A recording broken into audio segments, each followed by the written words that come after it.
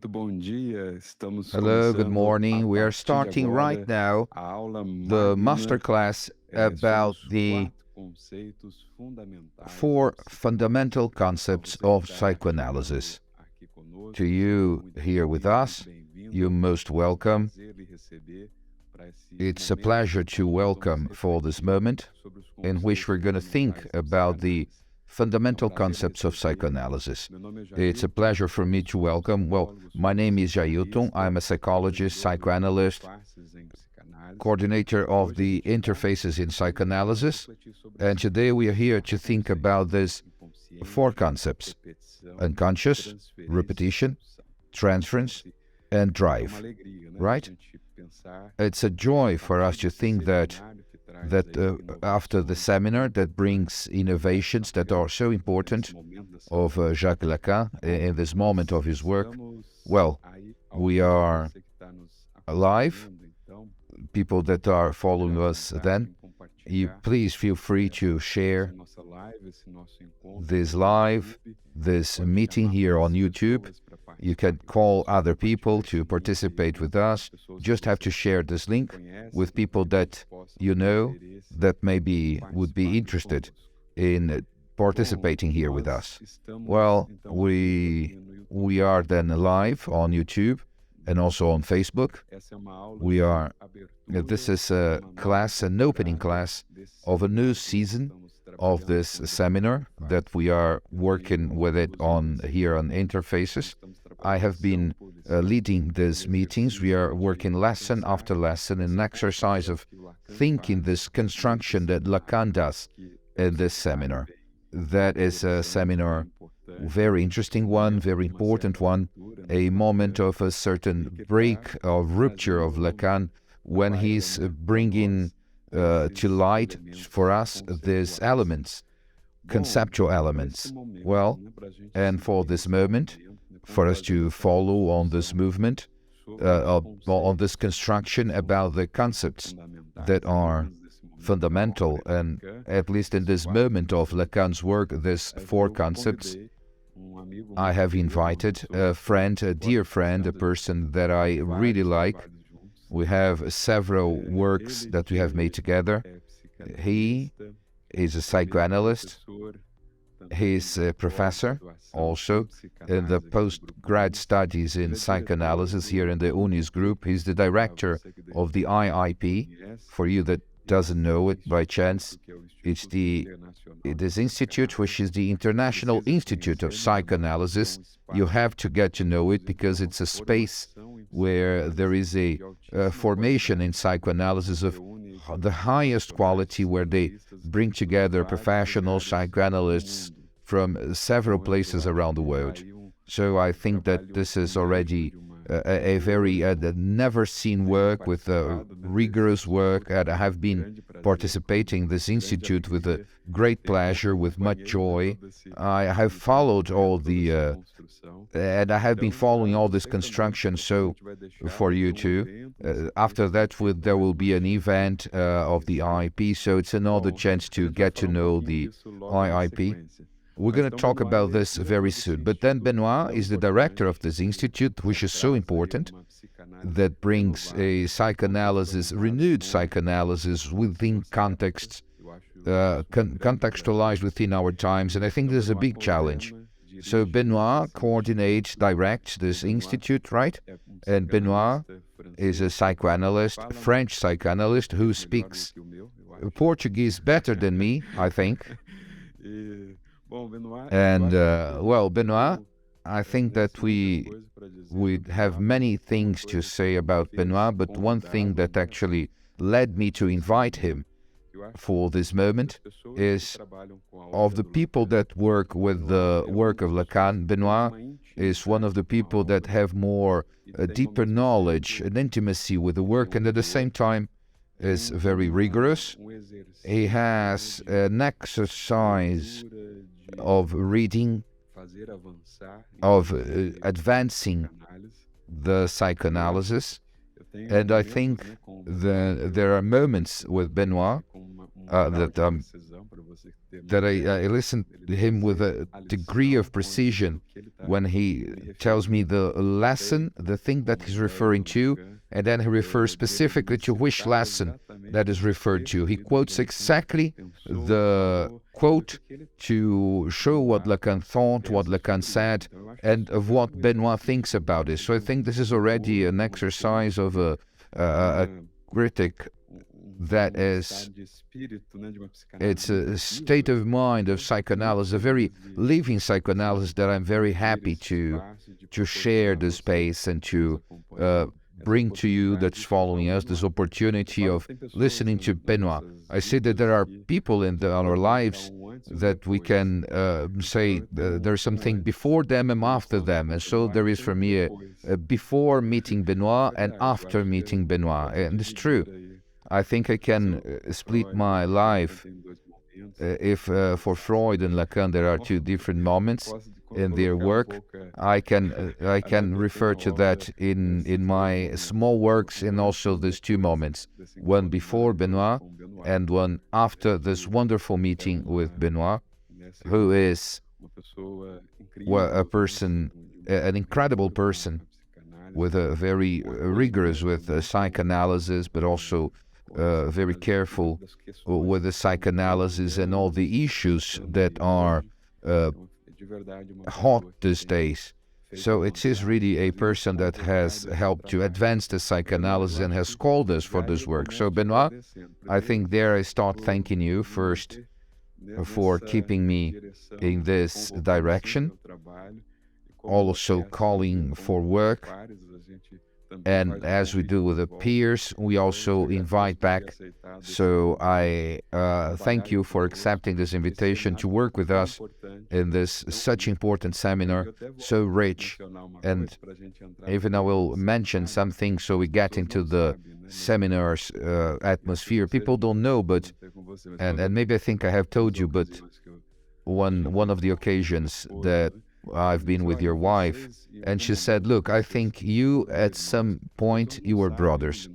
People don't know, but Benoît and I are brothers. Mainly, if you look at the color of the eyes, but people may have difficulties because since Lacan grabs the idea of the rays of light, sometimes a ray of light from here and the other from there bring another light, another color of light. So people may be mixing up, but that's because they did not really look with attention. We have an eye that's very much alike, but not really, you know?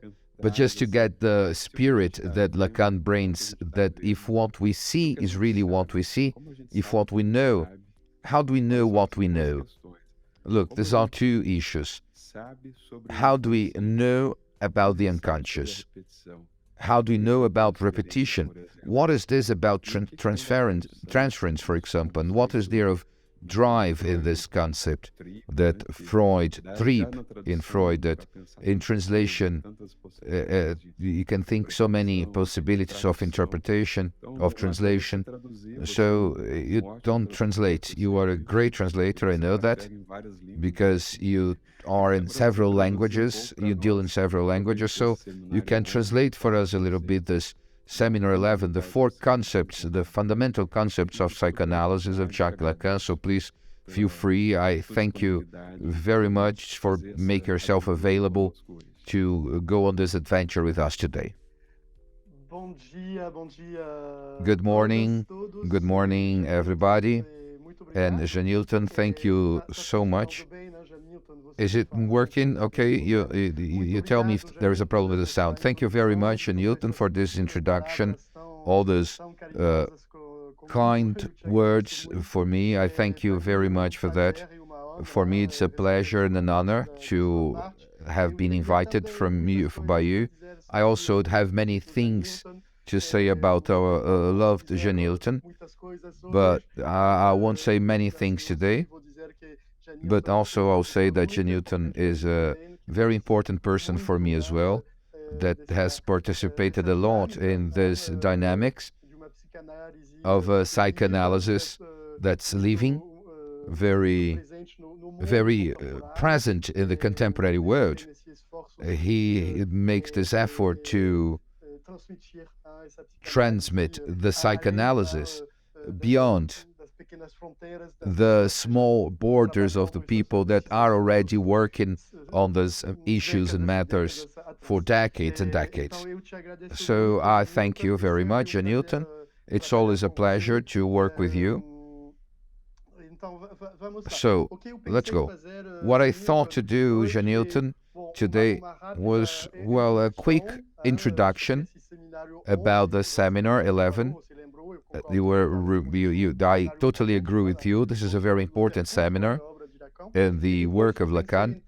And after that, I thought then of maybe we should mention in a very quick manner these four concepts. I would have a lot to say about it, and you will going to work a lot on it. But I'm going to try to extract, just to get one string of each one of those four concepts, things that are important within the seminar, within this specific time of Lacan's work.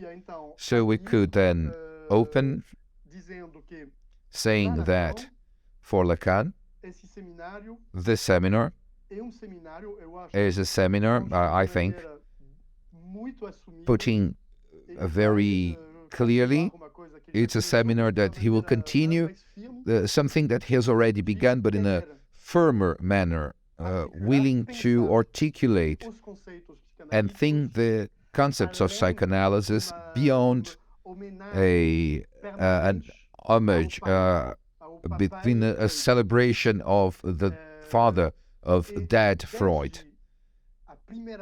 And since the first lesson of the seminar, Seminar 11, Lacan, he talks about dogmas, he talks about churches, to say that psychoanalysis doesn't have to do with this, doesn't have to do with dogmas, does not have to do with churches. It's not a criticism to any church or to any dogma, but he's saying, no, psychoanalysis is not that. Or to say that things in another manner, we could say that for him, in a very clear fashion and very strong fashion, what sustains psychoanalysis is not a relation with the master, but the psychoanalysis is sustained or on a certain correspondence with the sire. It changes everything, right? I think that the minimum of respect that we can have nowadays with Lacan and his work is to acknowledge that psychoanalysis is not a relation with a master. It's a correspondence with the sire. A desire that is inscribed within a community, yes, but not within the wish to have a relation with a master, with one master. That's important. You know that, probably. I imagine most of you would know that. The Seminar 11 is a seminar that he had just finished to be expelled from the institution, psychoanalysis institution at the time, after years and years of tensions, of conflicts, of fights.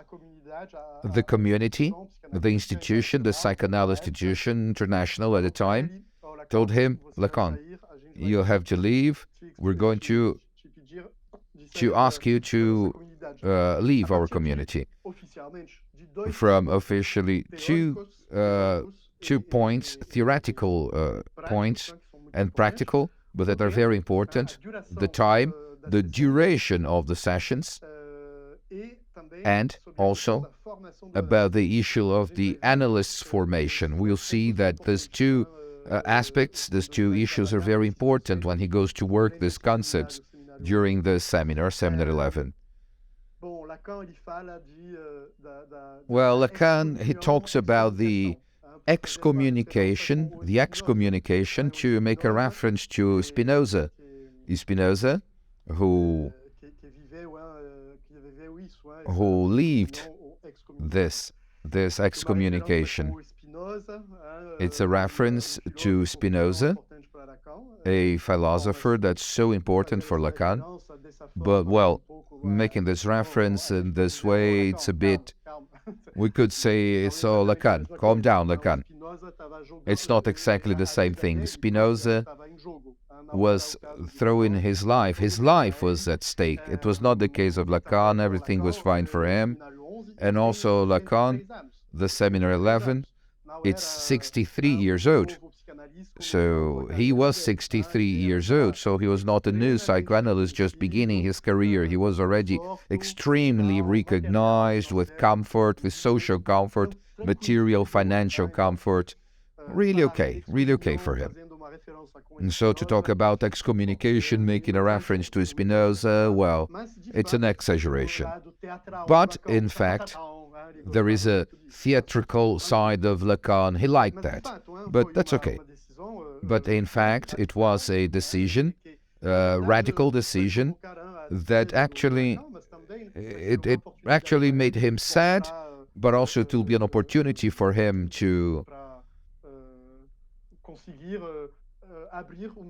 get to open up a new chapter. So, the Lacan's answer, his answer to this decision of the institution was not to cry and to sit down and complain. He did that for 3 or 4 days.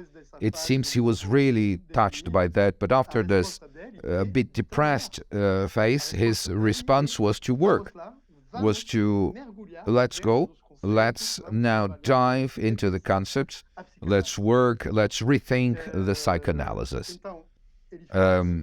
So he does talk about concepts that he's going to call about fundamental. The concepts, one concept, the etymology, con capio, con with, in English, with. Capio means apprehend, to catch, to seize. So the concept in an etymological fashion means literally to catch something with. I'm going to get my food with my spoon. It's a concept, a tool, a living tool. All concepts, not only in psychoanalysis, a concept, for example, in mathematics, the adding 1 plus 2 plus 2 plus 3 plus 10, we could say, oh, this has always existed, it's a concept, basic concept. Of course it's a basic concept, but there's a history behind it of adding. It's not been always like this. So who has some interest with history of mathematics knows that the zero, the number 0, is a concept. It's got a history, it's got an evolution, a historical evolution of this concept. So it's a case in all fields in philosophy. There is the concept of freedom. It's got a history.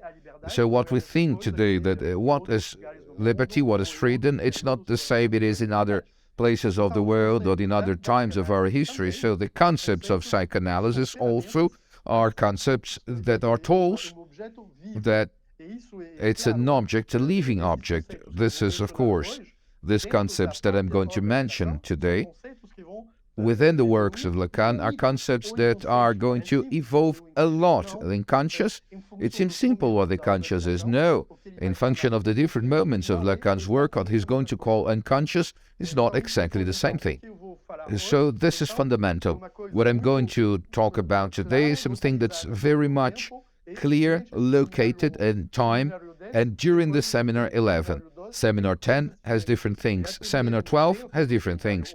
And even within Seminar 11, there is an evolutions that are significant for some issues.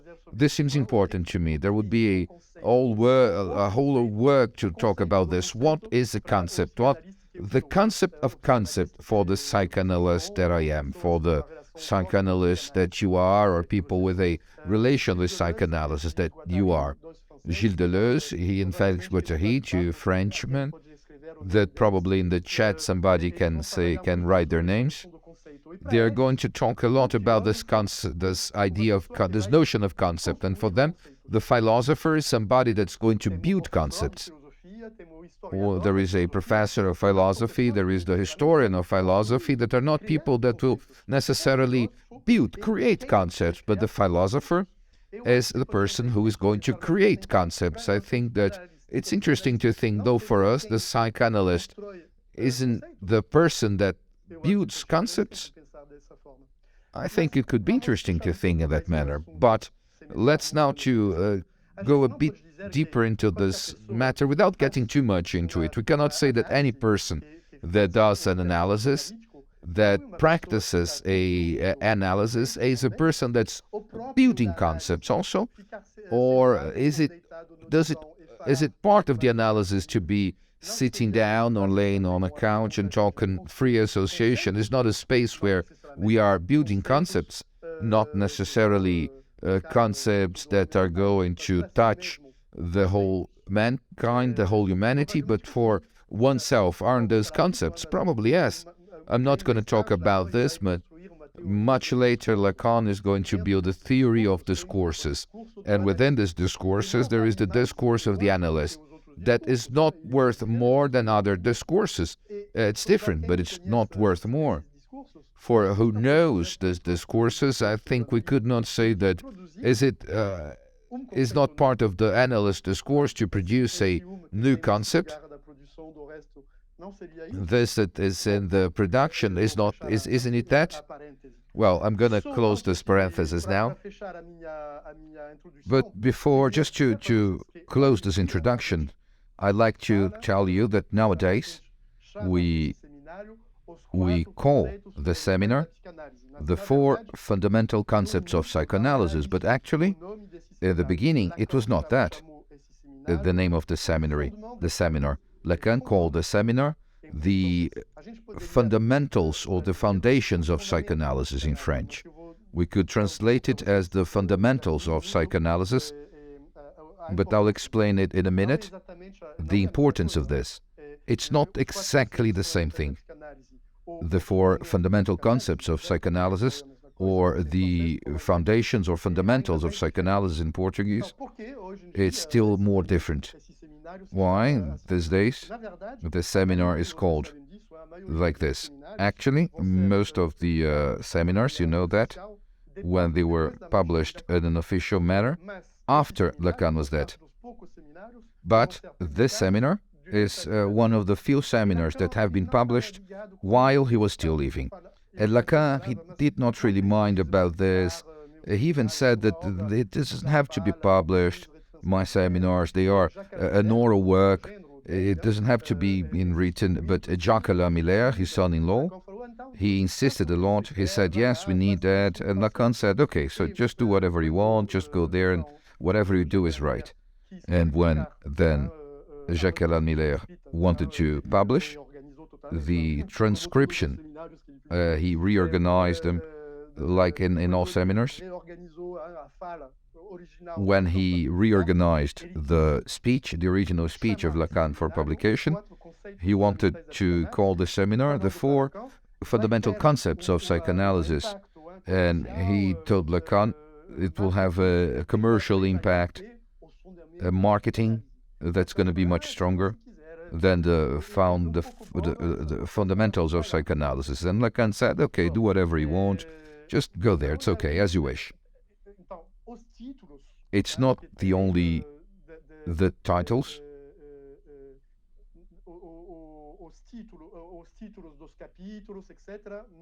The titles of the chapters, it's not Lacan's. Lacan, many times, he liked to laugh at that, to joke about it, joke Alain Miller, but he let him do it. And not much happened that Lacan said, no, you cannot do that, you cannot change the name like this. It happened, for example, in one situation with television. Television is an interview that he did, and that was published. And Lacan wanted to call this television. And Miller said, no, it's not commercial television, it's bad. Let's call this the knowledge of the analyst. And Lacan said, no, that can't be done, stop that. And he says that in November 73, publicly, in a congress. the Congrès de la Grande Meute, a city in the south of France, when Lacan says that Jacques Lacan is not a psychoanalyst, he wants these two roles to work. And since Jacques Lacan is not an analyst, he thought that I spoke about this. Jacques Lacan is não é psicanalista, between quotes. Lacan never really considered Miller a psychoanalyst. Jacques Lacan is not a psychoanalyst. And it's because of that, and thanks to that, of him not being psychoanalyst, that we can have a dialogue. That's interesting. And so that this works. Lacan says that it works in the institutional issue. Miller had an institutional responsibility because he's not a psychoanalyst, so somebody out of our field that has got a view of organization, a pragmatic view, a view also of philosophy. He had some philosophic culture that's interesting. It works because he's not psychoanalyst. And the quote is, since he's not psychoanalyst, he misunderstood. He thought that I was talking about the knowledge of the psychoanalyst, but that was not it. So I think it's important when we have the seminar, the 4 fundamental concepts of psychoanalysis is not the title of the seminar actually. It's a construction, invention, a commercial invention, but it's okay, no problem. Fundamentals of psychoanalysis we could translate in Portuguese as fundamentals. But in French, it's not exactly to say fundamentals of psychoanalysis. I would say le fondamentaux of psychoanalysis in French. But here he does not say fondamentaux, he says fondement. So in French, it's 2 different words, and there is just one translation in Portuguese, fundamentos. But fondement has more to do with foundations of a building. So this is what he's talking about. So this is what I thought about telling you on a quick introduction. Let's go then. These 4 concepts, then we have unconscious, repetition, drive, and transference. I'm going to present in this order, but it could be any other order. In other order. There is a dialectic between these concepts that we're going to work a lot on, that I'm not going to necessarily to mention a lot today because you don't have much time, but further ahead you have more time to work these issues. So I took the decision to present to you really small pieces, so we have time to talk for the interaction. So the unconscious. The unconscious, it's not an invention of Freud. There is a whole history, a wonderful history, about the history of this concept of the unconscious before Freud. But let's say that Freud, he brings a new thing, I think. We can say it like that. At least he's going to bring 2 new things. First thing, the unconscious and one experience. The unconscious and the experience of an event that would be the manifestations of the unconscious, a dream, a lapse, but also a repetition, or also the impossible. I want to study, but I can't. I want to get married, but I don't get to. I want to, I don't know, to stop smoking, but I can't do it. So for Lacan, for Freud, the unconscious is something new, probably. Specific things. For Freud, the unconscious is an experience. And the second thing is that for Freud, and this is new, I think also, that the unconscious is different from non-conscious.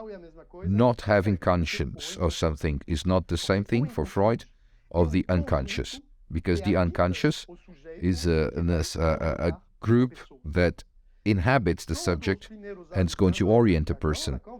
All the first years in the work of Lacan, Lacan returns on this genius ideas of Freud and try to formalize this using linguistics, you know that, but not only linguistics, also with philosophy. I was just speaking about Spinoza, he works all these issues very much, for example, Spinoza, but not only. And but Seminar 11, it's got something new about this notion of unconscious. Not long ago, Lacan created this concept that's called the object A. From the beginning of Lacan's work, there is an object that's called object A. The concept of object A is very new in the work of Lacan. It's really in Seminar 10 that he creates this. And the object A, let's say it quickly, in this time of Lacan, we could say it is the object that causes, the object causes the desire, not the object of desire, but the object cause of desire.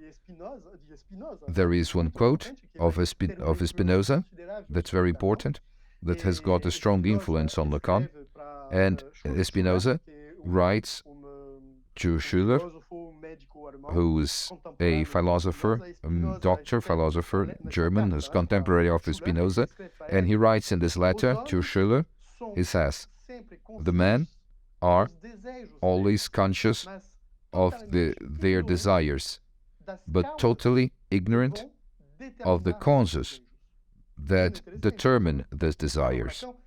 Very interesting, isn't it? So Lacan, he builds this notion of the object A, the object cause of desire, not the object of desire, but the object cause of desire. This has got an incidence in everything that I'm talking about to Lacan, about his way of talking about the unconscious in the Seminar 11. We could say that in the Seminar 11, with this object A, I cannot really get into the details today, but I think it's going to radicalize something that he had already been working on. For example, in 1957, years before, he said in a lecture, the unconscious is situated between that we could translate like this, the truth of the unconscious is then located between the lines. I think this sentence is wonderful. He says that during a lecture, that's very important for me as a psychoanalyst, but also in my heart, because he says that in February, 23rd of February of 1957, in the French Society of Philosophy, which is a society that I'm part of. And that's it. I think it's really beautiful. The truth of the unconscious must be located in between lines. Strong. So, he's going to radicalize this, Lacan, in the Seminar 11. It's a way of thinking and feeling the unconscious. The analyst, he needs to focus his attention not on the words, on the sense, but in this specific place which is in between lines, in between words, beyond the meaning, beyond what the person wants to say. This means, in a very practical manner, that psychoanalysts must have a hearing that's very careful, or with the discontinuity, to the style of the speech of the subject. With this dimension, we could say, really Claude, with this wandering speech, the enunciation, it's very precious. Lacan is going to bring this idea in a very strong manner. So this idea he has already mentioned. Everything is okay, right, Newton? It's okay, yeah? Okay. In case I'm saying boring stuff, you just say me, Benoît, your talk is very boring. Just go quicker because now it's boring. Tá muito bom ouvi-lo. It's very good. It's very good to listen to you. Okay. So with this idea of Lacan, it's not new, but that's going to radicalize. He's going to deepen the idea that unconscious, the truth of the unconscious is in between lines, there is this idea then that the unconscious, in the seminar 11, it's a strong idea that unconscious is not something that is already present, that has got a version with the repressed, with things that you have lived when you were 7 years old, and then you went there and into that place behind you, and then sometimes it comes up. No, Lacan, in the seminar, he treats the unconscious as a pulse, open, close. And where does it open? In between lines. This means that for Lacan, it's very important, this issue of the timing, of the duration of the sessions, because I'm going to talk a bit now about this when I talk about transference, but with Lacan, with this dimension of the unconscious, it's important to think in a session that it should not stop because it's ended 15 minutes ago, because 50 minutes have passed, but because there is something alive of this pulse, of the unconscious that is living and makes sense, and is important to shut the session at this moment and not in 15 minutes, because then we're going to get to the end of the 50 minutes. It's precious. This means then that the interpretation is not following a knowledge that I have about the other, but interpretation of the analyst. This is what can define the truth. This that could define the analyst. The analyst is the witness of this pulse between the lines. He responds to this witnessing. Not only witness it without speaking, but it's going to respond not with knowledge.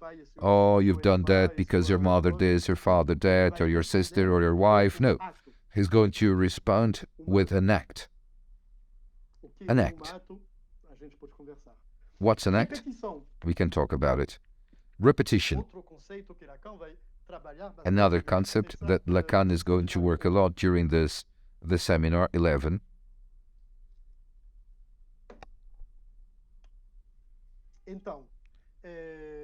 So, repetition. Repetition is, quickly, for who wants to go deeper, I think it's not something that's like shut. I think that there are 4 stages that are crucial in Lacan, in the works of Lacan, about this issue of repetition. This concept goes to evolve always in the work of Lacan. I think it's got 4 moments. The stolen letter around this text, Seminar 11, Seminar 17, and then towards the end of his work, when he starts working in a renewed manner with the topology.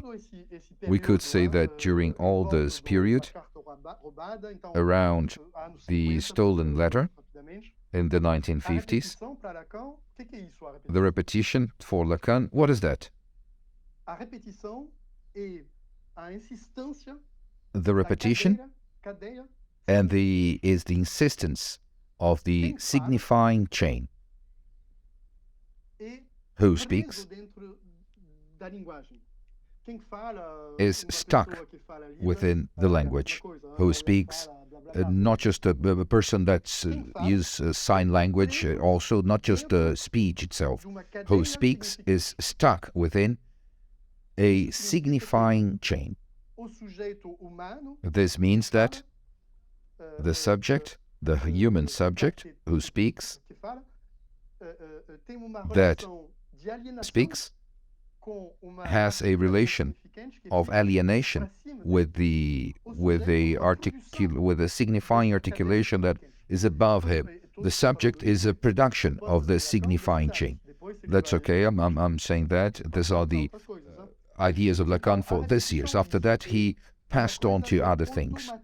But repetition is something that has to do with automatism, of the production of this signifying chain that functions like this, and is going to have one automatism that makes the subject, that's a production of this chain, to be in place of repetition, and of repetition. I'm going to repeat something because I am alienated with this signifying chain.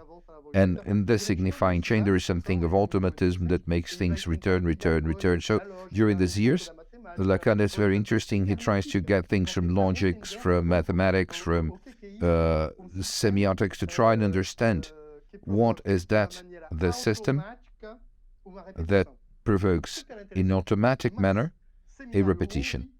Very interesting. But Seminar 11, he actually subverts all this theory.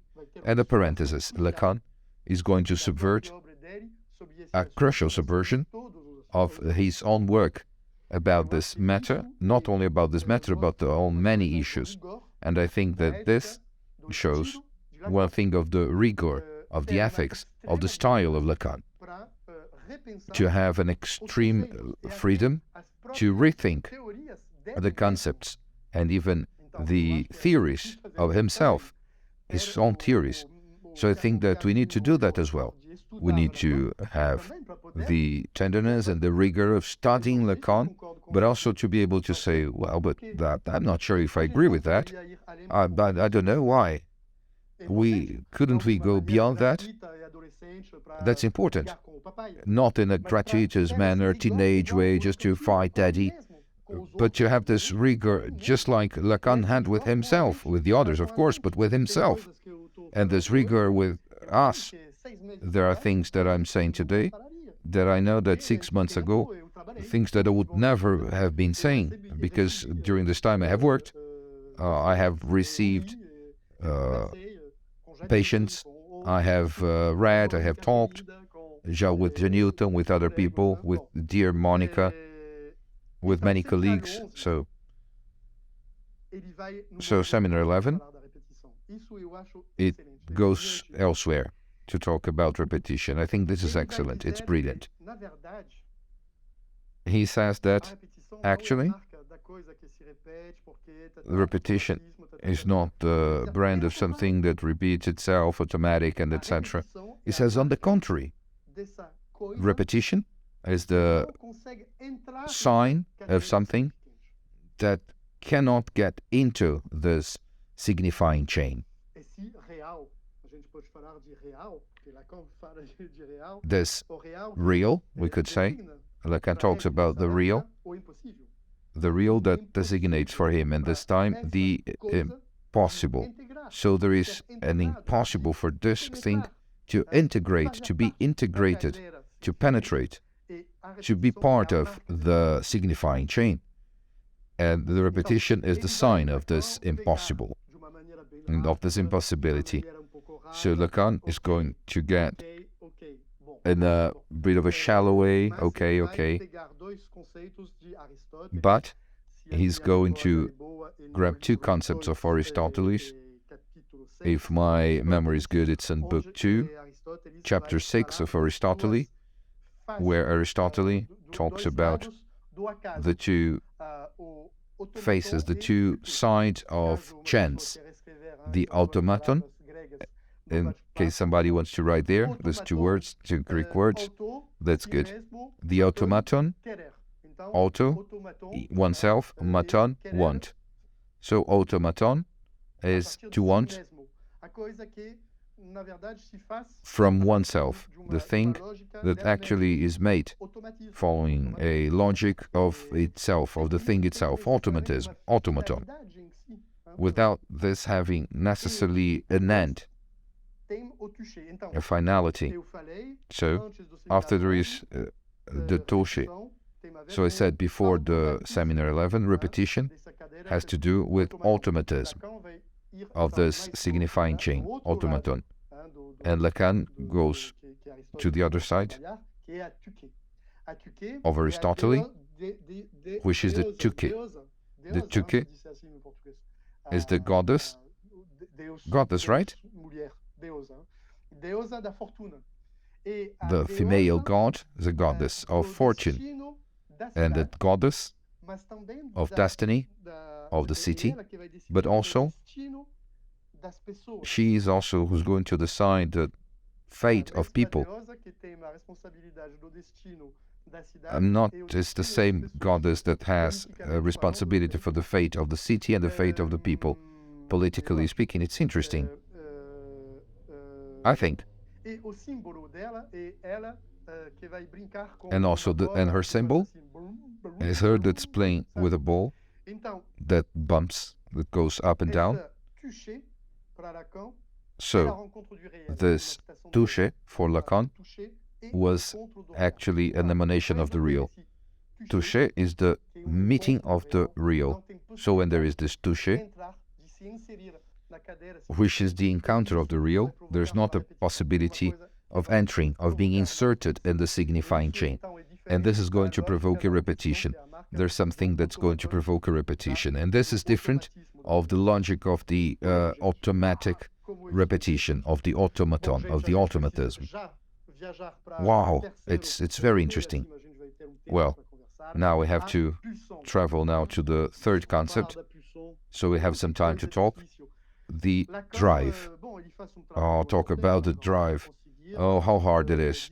Lacan, well, he does a very important work, Lacan, to be able to distinguish instinct from drive. He says, and this is a mistake, in a text that's called Position of the Unconscious. It's a text that actually is the transcription of a lecture that he gave in a congress in 1960. But he's going to rewrite it, this lecture, in 1964. So, Position of the Unconscious, 1966, and then it's a text contemporary. Actually, it's contemporary of the seminar, The Fundamentals of Psychoanalysis, which is important. In this text, he says in a theatrical way, Freud never said instinct, he only talked about trieb. That's wrong. When we go and we,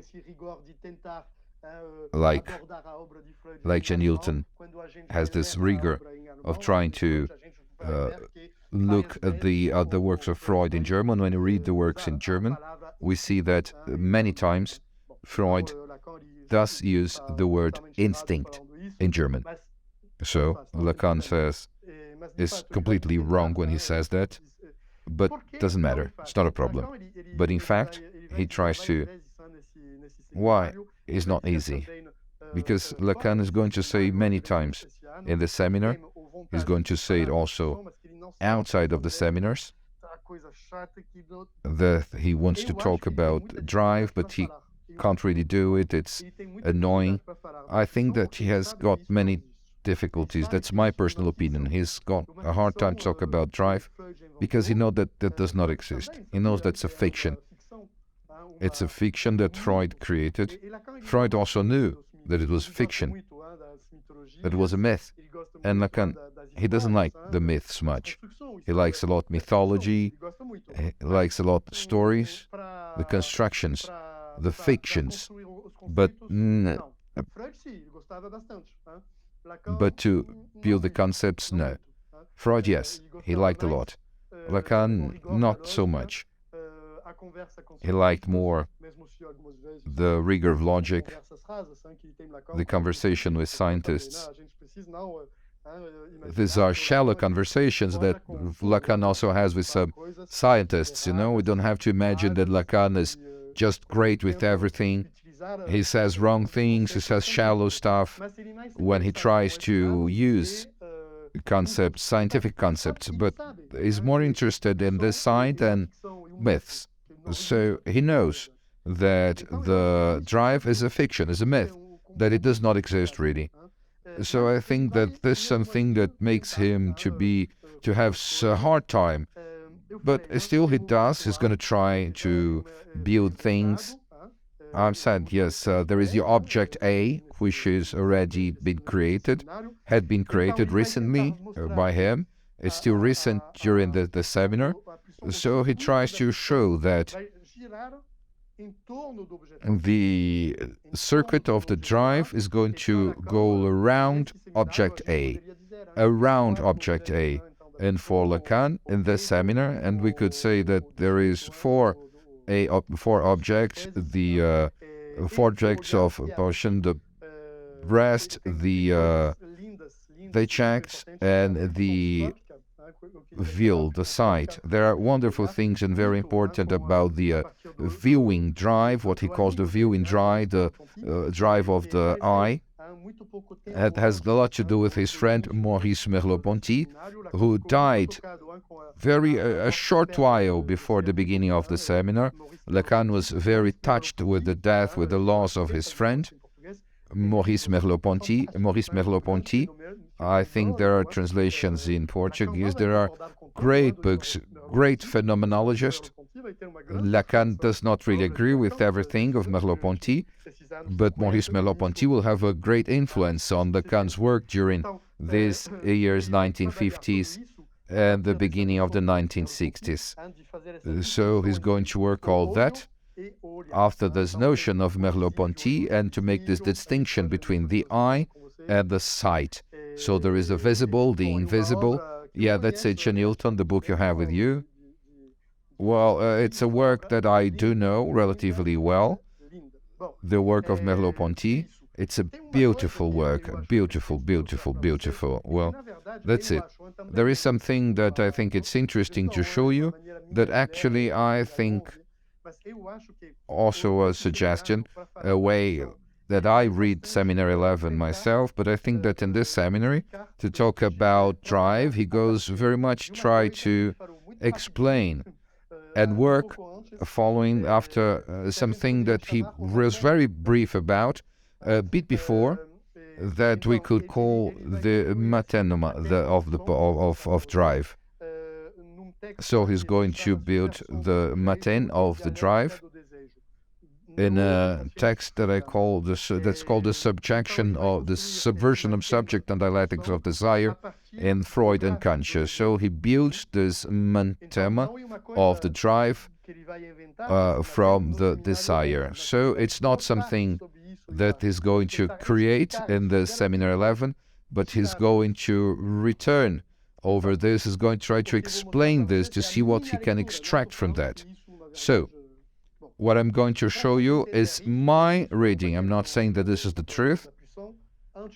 To understand this, of the drive, before that, we have to go to the basics in Lacan, and he's gonna mention this in Seminar 11, and the basis is the signifying articulation. It's something that I've shown 1,000 times, so I'm sorry for those who already know perfectly. This is an articulation, a signifying articulation, S1, S2.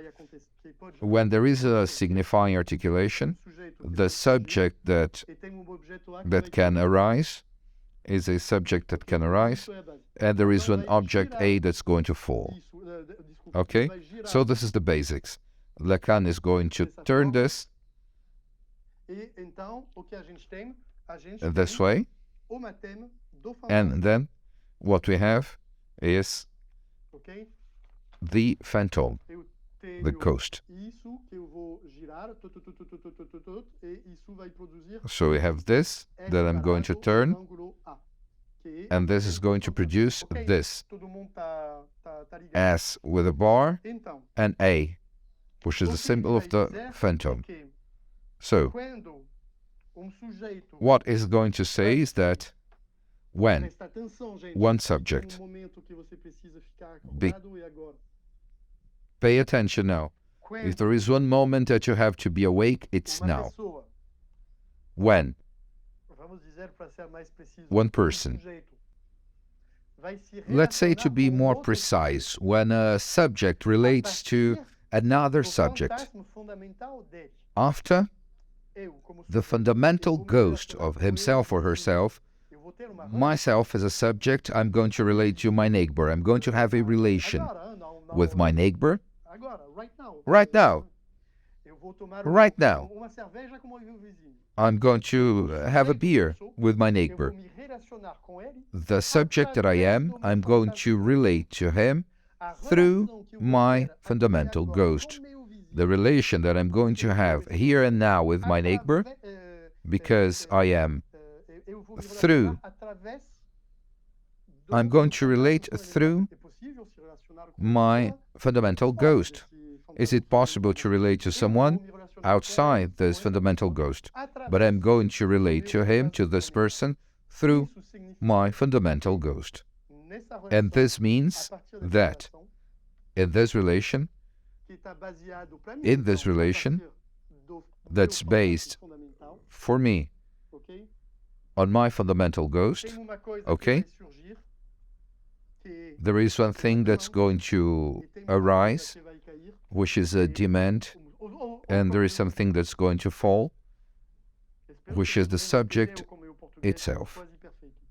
I hope that everybody understood with my bad Portuguese. My Portuguese is horrible, I know. But I hope you can understand. So when a subject relates to another subject through the fundamental ghost, it's not an obligation. He can relate in another manner, but when the relation is after the fundamental ghost, this is going to provoke the arise of a demand and the fall of the subject himself, herself. So Lacan is going to turn this drawing, and then we're going to have an anathema of the drive, which is this then. This is the anathema of the potion. S with a bar, losangle, D. I hope that everybody is following the logic. The significant relation and the subject, which is the idea of subject A, and then I turn this thing, and so I'm going to have S, losangle, A. When somebody relates to somebody else through the fundamental ghost of him or herself, that means the S bar object A, it's going to cause the arise of a demand and the fall of the subject. Then we're going to have the drive.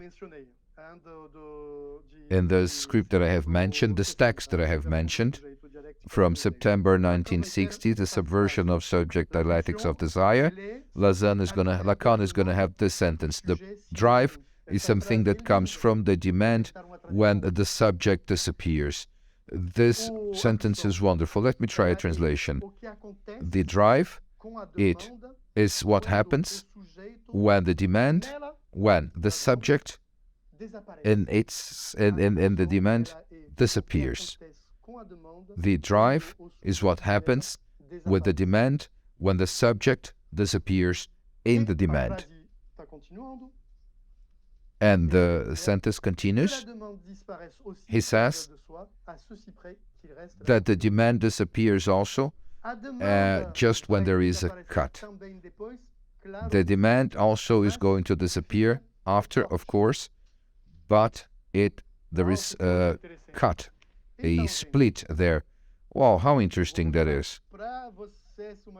So I'm going to show you one thing that I think is very interesting that helps me in the clinic. We have here the anathema of the drive, S with a bar and D. Have a look at this window that this form creates. Sometimes, for different reasons, the symbol, this form, it's not really perfect. It's gonna sometimes become close to a breach. A breach. Okay, everybody understands, yeah? Like a breach, a gap. And this could cause the fact that in this gap, the subject is going to be swollen. Is going to be swallowed. The demand is going to swallow the subject. And after that, the gap is going then to swallow completely the demand. Interesting, yeah? The drive is what happens with the demand when the subject disappears in it. I have worked a lot with people that were suffering of addictions of serious addictions with products or behaviors. The subject that is going to disappear in the demand. This is the definition of drive, and this has oriented me a lot in working with people and with problems with addiction issues. This disappearance, this fading of the subject within the demand, to understand something of the drive. That's interesting. Well, he's going to show also, he's going to also to draw a scheme of this seminar of the circuit of the drive. I'm going to show you. So I'll have 5 minutes to talk to you about the fourth concept, which is the transference. And then after that we have some time to talk. The transference. Well, the transference for Lacan is love. The love for me, and probably for most of the human animals, is the most simple and most fascinating thing. What a thing, yeah? Transference is love. Lacan, and this is going to be always for him a very important thing, and the seminary very much. The transference for the analyst is a tool, precious tool that we have in our workshop, in our clinical workshop. Lacan in the seminar, he underlines that strongly. The psychoanalyst is not a person that knows. The psychoanalyst is not somebody who knows. The psychoanalyst is one place. What a thing, yeah? We can talk about this later. This has got a considerable implication on the notion of interpretation.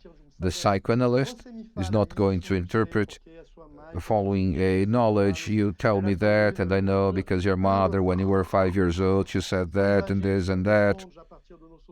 When we respond using our knowledge, we are sleeping. Wake up, wake up. We wake up, and then we, as psychoanalysts, I'm not a person who knows. I am a place.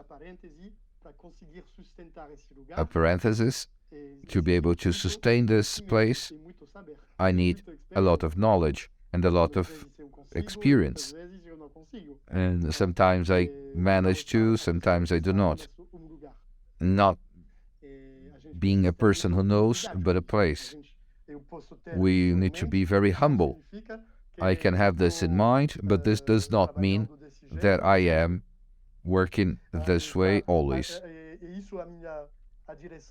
And this is the direction that I'm looking to. This is where I want to go. But it's difficult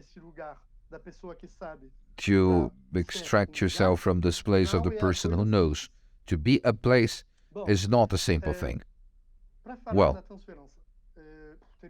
to talk about transference, I'll have trillions of things to say about transference on Seminar 11, obvious, but one thing, on lesson 2, I think, of the seminar, Lacan, to talk about the work of the analyst, he talks about the infinitesimal calculation. The infinitesimal calculation. You probably know that actually there are 3 infinites. For the philosophers, probably, but for the mathematician, there are 3 kinds of infinite. The big one, the small infinity, and the infinity of complexity. The calculation of infinity has to do with the small infinity. The infinity calculus,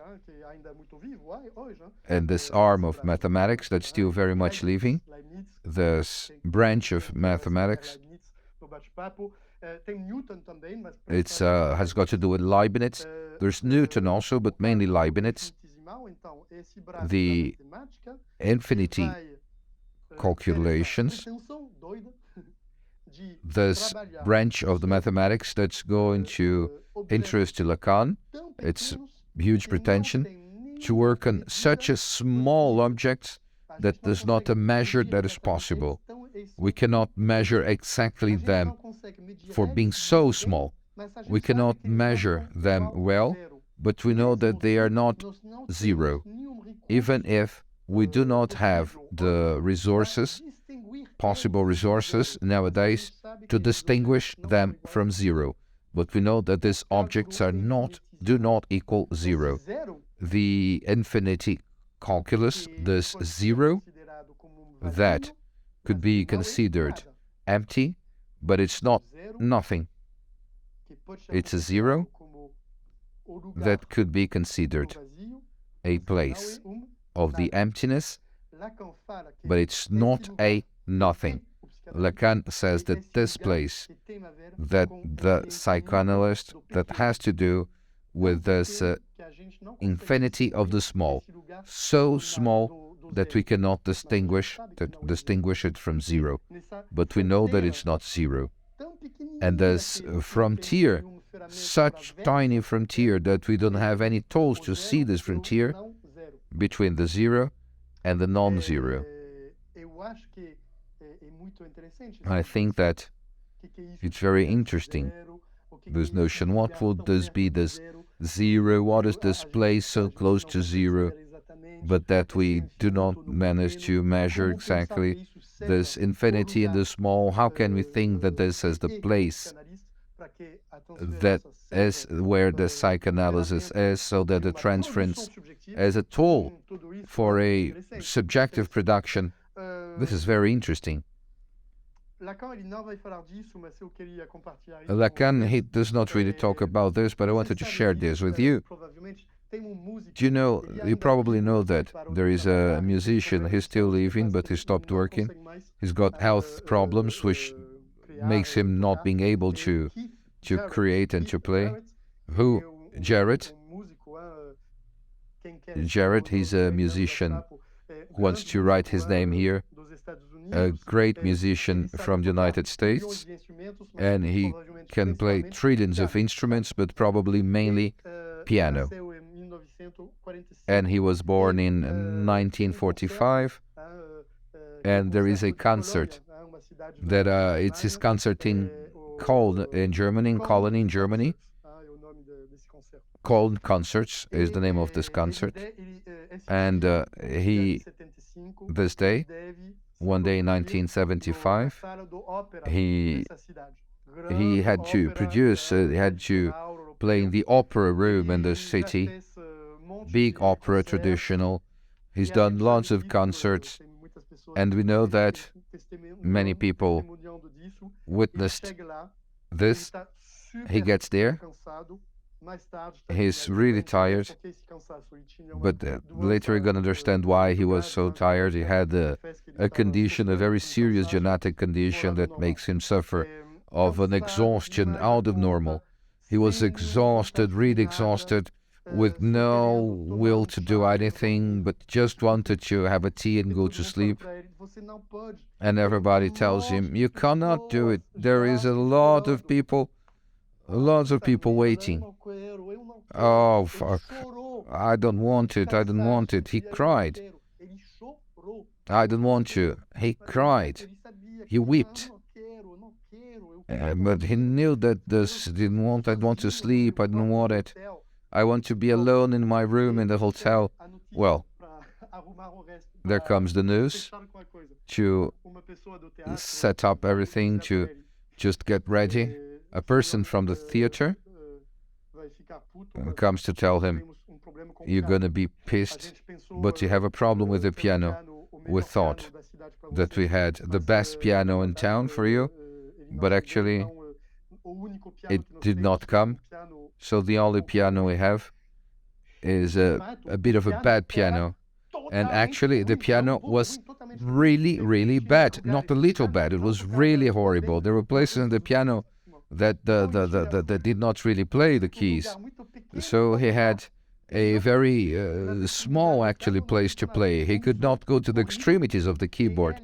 A horrible sound, and he was a maestro of the delicateness, of the delicate notes. And so he gets there at the state 5 minutes before, weeping of tiredness, not willing to play the piano really bad. He gets there to the stage, and the idea was to improvise. There wasn't anything planned. He didn't know when he walked onto the stage what he wanted or what he was planning to play. There was not a breathing, it's just improvisation. What did he do? You know, very frequently in theaters, in operas, when the show begins, there is a short music to draw the attention and to tell people that things are going to begin. So he starts playing with this piano that is not working well. The notes, he's going to repeat the notes of this tune, of the bell that calls people. So he's going to do that. All the notes, G, D, G, A. Is gonna play this, and everybody's going to laugh. He was playing this sound of the opera. Everybody understood the thing, yeah? And after that, he managed to really relax his shoulders, go back to work, and he did a beautiful concert, a wonderful concert. The recording of this concert and the album, the solo album, instrumental, is the best-selling instrumental album until today, made in 1977, revolutionized jazz in an obvious manner, and it's such a strong concert. Why am I talking about this? I'm talking about this because this man was not willing, did not want to play. He just didn't want to do anything. But it's a sentence of Lacan that I love. At the end of a street with no end, it's where you can find, it's in a dead end that you can find the living force of intervention. He got a small piece of his desire, his wish or desire. And what's his desire? It's music. A small noise, a bad noise of the thing, bang, bang, bang, of the room. He got that to be able to go back to work. Why am I saying that? Because I think this tells us about what's the transference. I think Lacan, he does not tell the story. It had not happened yet. But I think that Lacan in the seminar, with a lot of strength, he returns to that at other points in his work. He talks about this dimension of transference, one thing that has to do with desire, even when it's very shallow, very thin, this string of desire. It's possible to improvise and not following a knowledge, I know. Well, Janilton, so I'm gonna just shut now because I spoke too much, and I'm gonna let it talk, and I'm done. Benoît, thank you very much.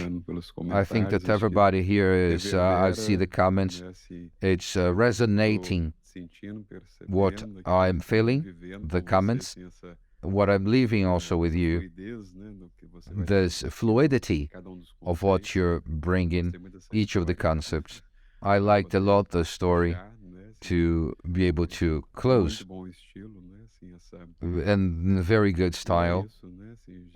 And that's it. Since you don't talk about improvisation, so let's improvise now with some questions so we can talk a little more about your talk. Well, let's go. We have shortened time. In a moment we have another event of the IIP, so I'm going to try to be very objective. Let me get the Suzanne asked this question. Psychoanalysis is not a relation to the master. It's a relation with desire. This desire is on the side of the analyst and of the analyzed. Thank you, Suzanne, for this question. So, I'm going to be boring now, annoying for 2 minutes. I'm sorry, Suzanne. Annoying, I hope not, but maybe I'll go into details. Can we say that in Portuguese? Detalhista? Yes, that's right. I'm going to be very... I said the psychoanalysis is not a relation with the master, but it's a correspondence with desire. I did not say a relation with desire. Why did I say correspondence? Because Lacan, he uses the word in French, which is rapport. And rapport in Portuguese, we translate it as relation, but in French it's not the same thing. Could be considered a synonym, but Lacan, he plays a lot with that. He talks about the relation of the report when he says he does not use sexual relations. He uses sexual rapport. And le rapport, when Lacan talks about rapport, he talks about a logical dimension. He talks about a logical dimension. So I like better to translate it as correspondence.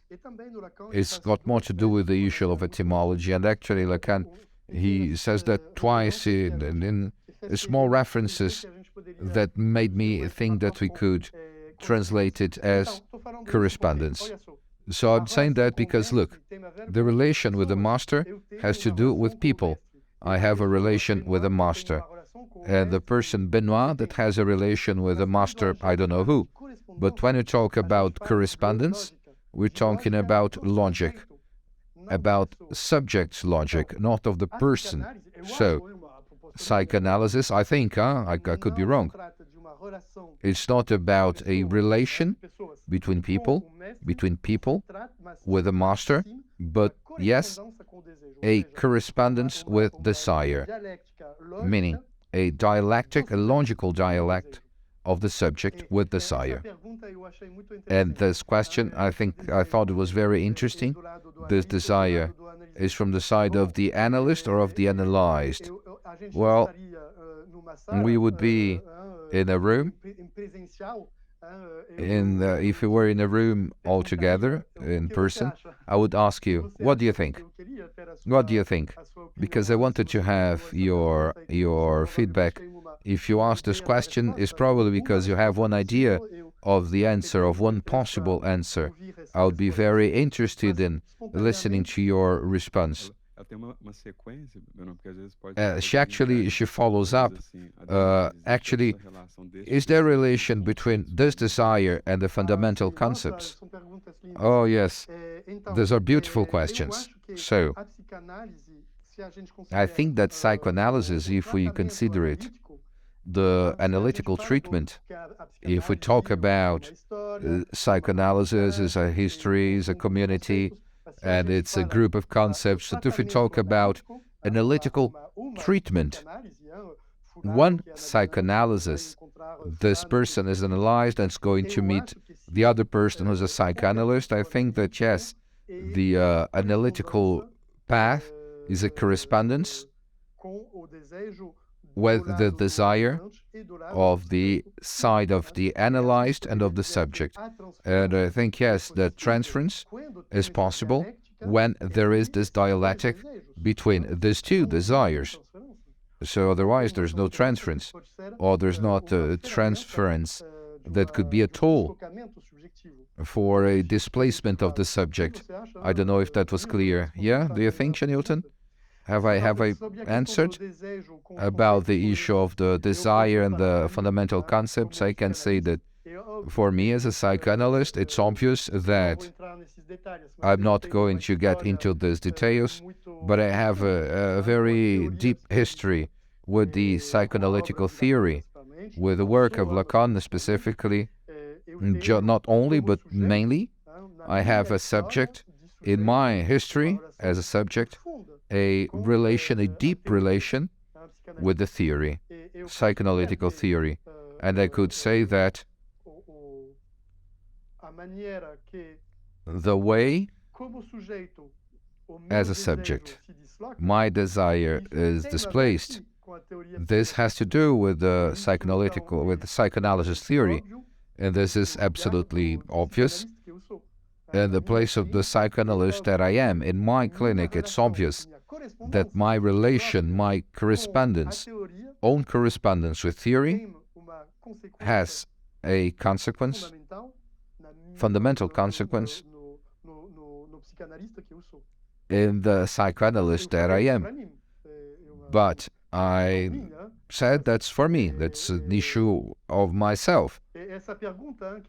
This question, this is great, that really... So does the theory help to build this place? Well, because I said analyst is not a person that knows, but it's a place. I think so, but I like also etiology. I started the etymology to study etymology many years ago, and actually much following after Lacan, because Lacan also had this passion and understood very early that a key to enter, to penetrate the work of Lacan, you need to have etymology, because he does references, non-stop references to that. So that helps a lot. And the theory, look at this weird word. When you go very, very far in the history of this word, theory, really, really far, literally, it means to look in oneself. Look at oneself, looking. I'm looking, and I'm going to look at myself looking. This is what theory is. So this seems obvious, that to be able to acknowledge the fact that I'm not a person that knows, but to be a place, we need to look ourselves looking, to look ourselves while looking. Looking this place, looking at the subject, yes. What we're going to call the theory, the construction of theory, that cannot be a lone construction. It needs this solitude to study. We need this solitude to study, but this cannot be done outside of the community. I think I have this idea, and more, it cannot be done without accepting solitude with a book, with your thoughts, with the dreams, but without the community, it doesn't seem possible. So no doubt that the construction of the appropriation of theory helps to look ourselves while looking, to say things like that. So look at yourself while looking is the basis to acknowledge in an ethical way being a place. This is how I would put it. Okay, Benoît? There are two questions here that seem to be very interconnected. I'm going to say one and the other, and I think then you can bring them together in just one answer. I'm going to start now the question of Isadora. She thanks you, and the question is, she brings this question that you brought. The drive is what happens with the demand when the subject fades in it. How can we, she asks, how can we use this hearing of the drive in analysis? And then Luciana Rezende also asks you to talk a bit more about the fading of the subject in the demand. The drive is what happens with the demand when the subject fades in it. Well, thank you a lot about this question of Luciana. I think we'd be in a room, live. Probably our dear colleague Monica Godoy is with us. I'm not sure, I think so. I would tell her, Monica, please give us an example in your clinic about this, of the subject that fades in the demand. And the definition that Lacan will give to the drive, that definition is when the subject fades into the demand. I talked about the clinic of people with addictions, you know, with serious addictions with products. For me, I have in mind good examples, clinical examples of that, of the drive. I don't know if you know, Luciana, this word, fading. fading and aphanesis. It's words that somebody can write that are not exactly the same thing. Freud are going to talk about this, and Lacan also. These are two notions that are interesting to think. This idea of the subject that fades, a subject of the unconscious that fades in the demand. It's very beautiful as an image. I think that we can imagine that when you are stuck in the demand, within the demand, in a demand, where the subject is. It's not the heart of my work, but I follow some couples, and I can see that one of the two people in the couple gets stuck in a demand for the other. I want this, I want you to love me in this way, I want you to love me in such way, you have to love me in this and that way. There's a moment when the subject disappears in this demand.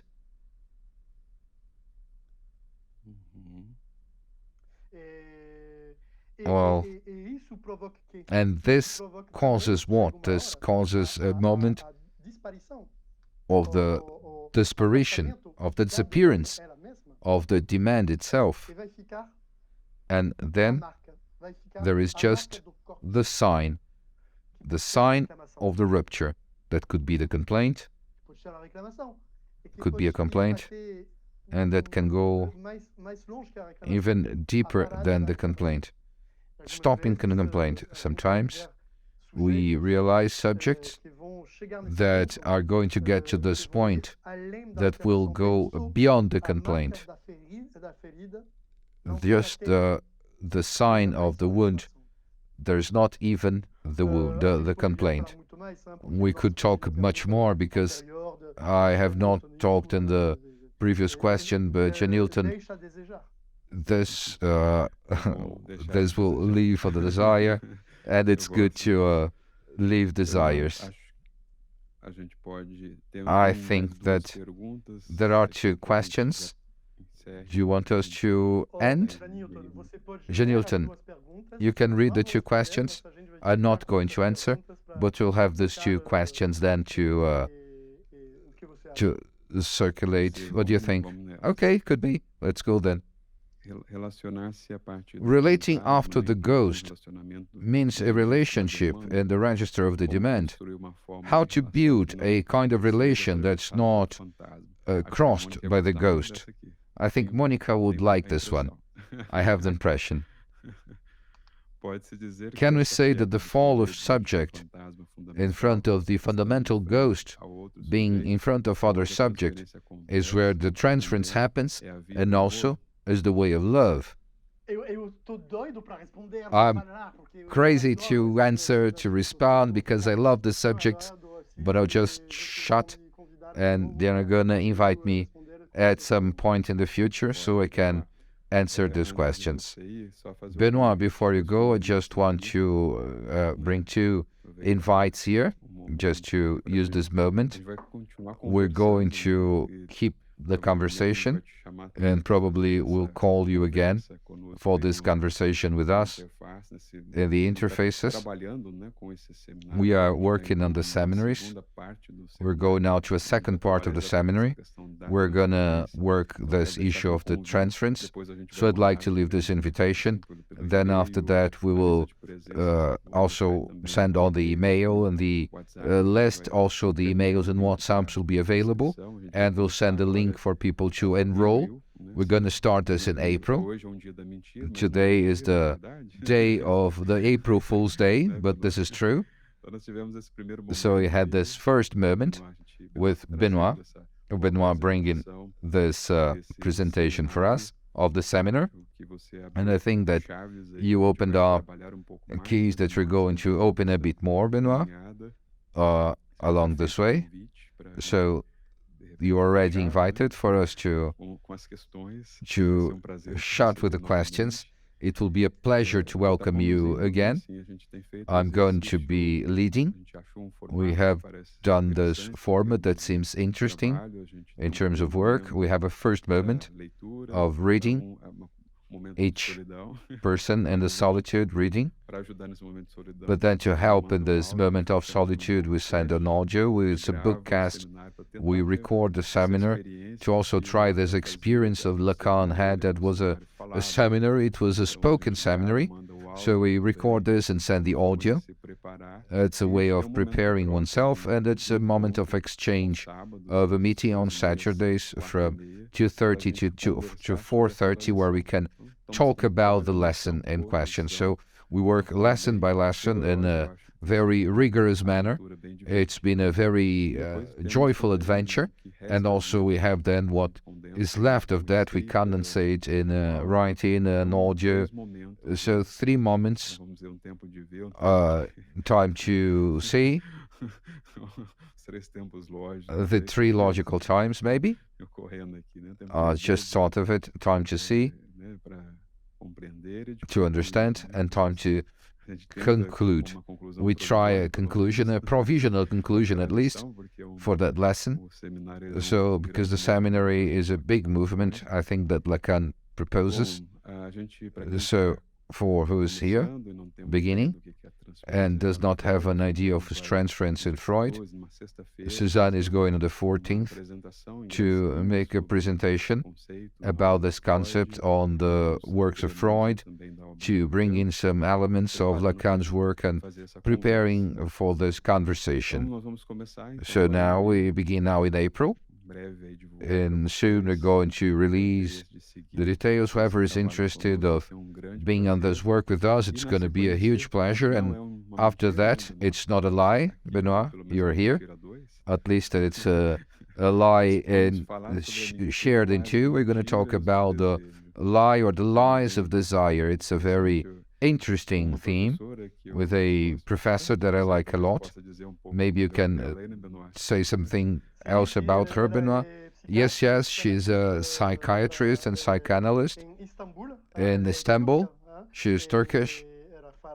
She speaks French, and she's going to make this talk in French, but we have our team of translators, of interpreters, so we'll be able to meet around this 4 official languages on IIP: English, French, Portuguese, and Libras, Brazilian Sign Language. She's a professor then and a member of the team of professor of the IIP. I was going to write this, but then you just said it. Everything, the whole information, I just left the link as well in the comments for whoever wants to be part of it. Still time to enroll.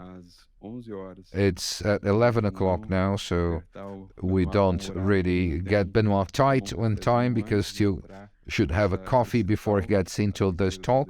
The lies of desire. We're going to end now and thanking for the presence of everybody. Thank you, Benoît, for your availability, for your kindness to us of this transmission. That was amazing. We'd have many points to talk about, to deepen, but you're already invited for a next opportunity. I thank you very much. Thank you, Janildo. Thank you, everybody. Thank who organized this event, the communications team of the university, and also students of Janilton. Congratulations, Janilton, for all this work that you are producing. Thank you so much, and congratulations. Thank you, Benoît, and to everybody. See you after the seminary. See you in this talk, whether that Benoît is going to be there. Right, Benoît? So it's going to be a pleasure to be with you in this conversation. Thank you, everybody.